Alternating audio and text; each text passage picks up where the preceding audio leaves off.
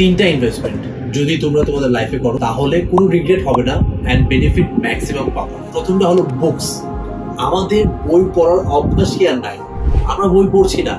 বই পড়লে কি হবে, অন্যদের লাইফ সম্পর্কে জানতে পারবো, সাকসেস স্টোরিজ, ফেইলিয়ার্স, অ্যাচিভমেন্টস, এবং ওটাকে আমাদের লাইফে বা আমাদের ক্যারিয়ারে বা আমাদের পড়াশোনায় যেখানে আমরা যাই করছি সেখানে ইমপ্লিমেন্ট করতে পারবো। এবং সেটা যদি করি তাহলে যেই কাজটা আমরা 5 বছরে করতে পারতাম সেটা 1 বছরেই হয়ে যাবে। দ্বিতীয়টা কি, health, mental and physical both. এবং এই দুটা জিনিসই যদি আমাদেরকে সাপোর্ট না করে তাহলে আমরা চিন্তাই করতে থাকবো কিন্তু কিছু পাবো না। লাস্টটা হলো time spend on your goals. আমরা যে সময়টা দিচ্ছি আমাদের গোলস অ্যাচিভ করার জন্য, এই সময়টা আমরা প্ল্যানিং করছি, অ্যাকশনস নিচ্ছি, এক্সিকিউশন করছি, এবং এই যে টাইমটা দিচ্ছি এই কাজগুলো করছি, এটা আমাদেরকে গ্রোথ আনে আমাদের লাইফে।